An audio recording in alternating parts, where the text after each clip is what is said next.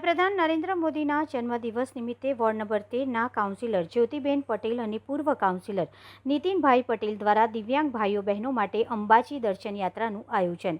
વડોદરાના ward number 13માં વડાપ્રધાન શ્રી નરેન્દ્રભાઈ મોદીના જન્મદિવસ નિમિત્તે વિશેષ સેવાકીય કાર્યક્રમ યોજાયો। મ્યુનિસિપલ કાઉન્સિલર શ્રીમતી જ્યોતિબેન પટેલ તથા પૂર્વ કાઉન્સિલર શ્રી નીતિનભાઈ પટેલના દ્વારા નિસહાય માનવ કલ્યાણ સંઘ અને હરિસેવા ટ્રસ્ટના પ્રજ્ઞાચક્ષુ તેમજ દિવ્યાંગ ભાઈઓ બહેનો માટે અંબાજી દર્શન યાત્રાનું આયોજન કરવામાં આવ્યું। દિવ્યાંગ ભાઈઓ બહેનો બસ મારફતે અંબાજીના પવિત્ર ધામે સુખમય યાત્રા કરી અને વડાપ્રધાન શ્રી નરેન્દ્રભાઈ મોદીના દીર્ઘાયુષ્ય માટે પ્રાર્થના કરી આવો સેવાકીય કાર્યક્રમ વડાપ્રધાન જન્મદિવસ નિમિત્તે સેવા દિવસ તરીકે ઉજવાતા કાર્યક્રમોની શ્રેણીમાં એક મહત્વપૂર્ણ ઉમેરો સાબિત થયો। આજે કાછા પટેલની વાડીથી આવતીકાલે માનનીય મુખ્યમંત્રી શ્રી મોદીજીનો 75મો જન્મદિવસ છે। એ નિમિત્તે અમે દિવ્યાંગોને અંબાજીના દર્શને લઈ જઈ રહ્યા છે। અત્યારે અહીંયા અમે બધાને ભોજન કરાવ્યું। આવતીકાલે સવારે અમે અંબાજી પહોંચી અને ત્યાં બધા માટે ચા નાસ્તો અને નાહી ધોઈને પછી એ અંબાજીના દર્શને જશે। અંબાજી માતાજીના દર્શન કરીને એમના લાંબા આયુષ્ય માટે પ્રાર્થના કરશે અને પછી ત્યાંથી એમના માટે ભોજનની પણ વ્યવસ્થા કરવામાં આવી છે અને પછી ત્યાંથી એમને રિટર્ન લાવવામાં આવશે। બહુ બધા પ્રોગ્રામ થઈ રહ્યા છે માનનીય મુખ્યમંત્રીજી મોદીજીના જન્મદિવસ નિમિત્તે અને દિવ્યાંગો તો મોદીજીના લાડકા છે, તો અમે એવો વિચાર કર્યો કે અમે દિવ્યાંગોને અંબાજીના દર્શન કરાવી અને મોદીજીને આશીર્વાદ આપીએ। તમારી સંસ્થાનું નામ શું છે, કેટલા જણ જવાના છે અને તમે કયા કયા કાર્ય કરી રહ્યા છો? નિસહાય માનવ કલ્યાણ સંઘ વડોદરાથી અમે છીએ 52 જણા, જેના માટે લક્ઝરી બસ કરવામાં આવી છે। 52 દિવ્યાંગોને અમે અંબાજીના દર્શને લઈ ગયા છે અને અમારી સંસ્થા અન્ન વેતન ચક્ષુદાનના કેમ્પ અને યાત્રા અને બધું વગેરે કરાવતી રહે છે દિવ્યાંગોને।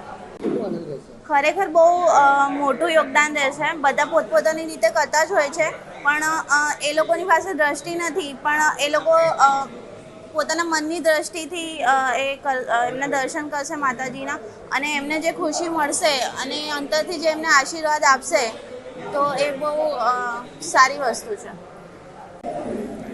નિસહાય માનવ કલ્યાણ સંઘ અને શ્રી હરિસેવા ટ્રસ્ટના દિવ્યાંગ ભાઈ બહેનો અને આજ રોજ અંબાજીની યાત્રા પ્રવાસ કરવાનું આયોજન કરવામાં આવ્યું છે। આપના ભારતના લાડીલા મુખ્યમંત્રી શ્રી નરેન્દ્રભાઈ મોદીના 75મા જન્મદિવસ નિમિત્તે વડોદરા શહેર વોર્ડ નંબરના માજી કાઉન્સિલર નીતિનભાઈ પટેલ અને હાલના કાઉન્સિલર જ્યોતિબેન પટેલ તરફથી અને તેમની સમગ્ર ટીમ તરફથી આ અમારા ટ્રસ્ટના નિસહાય માનવ કલ્યાણ સંઘના દિવ્યાંગ ભાઈ બહેનોને એક દિવસનો પ્રવાસ અંબાજી અને બીજા અન્ય તીર્થ સ્થળોએ લઈ જવાનું આયોજન કરેલું છે। કઈ રીતે આજે યોજના કરવામાં આવી, કેવી રીતે આ પ્રારંભ થયો, શું કહેવા? આજે દિવ્યાંગ ભાઈ બહેનોને સૌથી પહેલાં કાછિયા સમાજ પટેલની વાડીમાં એકત્રિત કર્યા। એમને અત્યારે ભોજનની વ્યવસ્થા કરાવી। હવે લક્ઝરી બસ દ્વારા એમને સવારે અંબાજીના દર્શન કરવામાં આવશે। ત્યારબાદ બીજા યાત્રા સ્થળોએ ફરાઈ અને આવતીકાલે સાંજે પરત વડોદરા આવશે। જયેશ પટેલ, વડોદરા।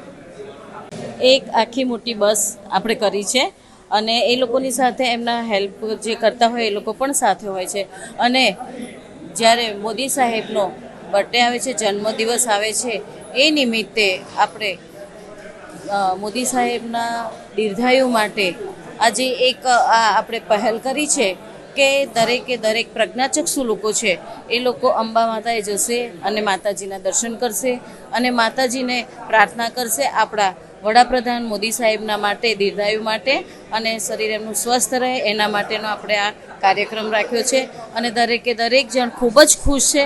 અત્યારે આપણે એમને ભોજન પણ કરાવ્યું છે અને ભોજન કરાવ્યા બાદ તરત જ આપણે બસથી એ લોકોને અંબાજી મોકલવાના છે। ત્યાં પણ આપણે દરેક વ્યવસ્થા કરવામાં આવી છે। આપણા ચાલી રહ્યો છે અને અંબાજીનું દર્શન કરવા માટે તમે લઈ જઈ રહ્યા દિવ્યાંગ ભાઈઓ બહેનોને, અને શું કહેશો એના માટે તમે ખાસ? શ્રાદ્ધ ચાલી રહ્યા છે એટલે એક તો એવું કહેવાય કે આપણે પિતૃઓ છે, તો પિતૃઓના પણ આપણને ઘણા જ આશીર્વાદ પડે છે। જ્યારે આપણે કંઈ પણ સેવાનું કામ કરતા હોય ત્યારે પિતૃઓના પણ આપણને આશીર્વાદ રહે છે તથા જગતજનની જગદંબા માતા છે એમના દરેક વડોદરાવાસીઓ પર, મોદી સાહેબ પર ખૂબ ખૂબ આશીર્વાદ રહે એ શ્રદ્ધા સાથે આપણે આજે આ કાર્યક્રમ કરીશું। ધન્યવાદ। આપણે તો જો કેક આપણા ઘરમાં જન્મદિવસ હોય ને તો આપણે કેક કાપીએ, કેક કાપીને પાર્ટી આપીએ, બધાને જમાડીએ, વસ્તુ આખી અલગ થઈ ગઈ છે. પણ હવેનો ટ્રેન્ડ્સ, અને ખાસ કરીને હું તો કહું છું કે આવા બધાએ જ લોકોએ આપણા માધ્યમથી જણાવીશ કે બધાએ લોકોએ જન્મદિવસથી પોતાની બી જન્મદિવસ હોય કે પોતાના માતા પિતાનું કંઈ હોય કે શ્રાદ્ધ હોય, તો હું તો કહું છું આવા લોકો જોડે તો ઉજવણી કરવી જોઈએ. કારણ કે તમે સમજી શકો છો અને જોઈ શકો છો કે આ લોકો આવો તહેવાર હોય કે આવું જમવાનું હોય કે આવું ફરવાનું હોય ક્યારે જવાના છે. એટલે મનમાં 100% વિચાર આવ્યો કે આવા લોકોને આપણે હેલ્પ કરીને આવા લોકોને જો આગળ એમને પ્રોત્સાહિત કરવા માટે આવું પગલું ભરીએ તો ખૂબ જ સારું છે. અને અમને તો ખૂબ જ સારું લાગે છે અંતરાત્માથી કે ભાઈ અમે કોઈને કંઈક જમાડ્યા, અમે કોઈને કંઈક લઈ ગયા. આટલા બધા વર્ષોથી હું ટૂર્સ ટ્રાવેલ્સનું ને કેટરિંગનું કરું છું, પણ જે દિવસ આ લોકોને જમાડું છું ને આ લોકોને યાત્રામાં લઈ જાઉં ત્યારે 100% એવું લાગે છે કે આજે બધી મનની મારા બધી પૂરી થઈ એમ. એકચ્યુઅલ શ્રાદ્ધ બી ચાલી રહ્યો, શ્રાદ્ધનો સમય પણ ચાલી રહ્યો છે. અને જોગાનું જોગ એવું છે કે વડોદરા શહેર ભારતીય જનતા પાર્ટીના અમારા અધ્યક્ષ શ્રી જયપ્રકાશ સોની સાહેબ અને પાટીલ સાહેબના આદેશ અનુસાર અને માર્ગદર્શન અનુસાર નમોત્સવનું આખું પખવાડિયું ઉજવવાનું છે, જે 17 તારીખથી ચાલુ થાય છે 2 ઓક્ટોબર સુધી. એમાં અંબાજી દર્શન માટે પ્રજ્ઞાચક્ષુ લોકોને 55 જણને એસ્કોર્ટ સાથે અમે લઈ જવાનું એક નક્કી કર્યું, જેને નમોત્સવનો એક ભાગ કહી શકાય. આ લોકો એમના મનની અંતરની આંખોથી દર્શન કરે છે. હું ગયા વખતે દ્વારકા પણ લઈ ગયો, અત્યારે અંબાજી લઈ જાઉં છું. અંબાજીમાં એમને બસ આ જમવાનું, અત્યારે પાણી અત્યારે જમાડે, પાણીની બોટલોથી માંડીને ચા નાસ્તો બપોર જમીને પાછા આવશે એવી વ્યવસ્થા કરી છે.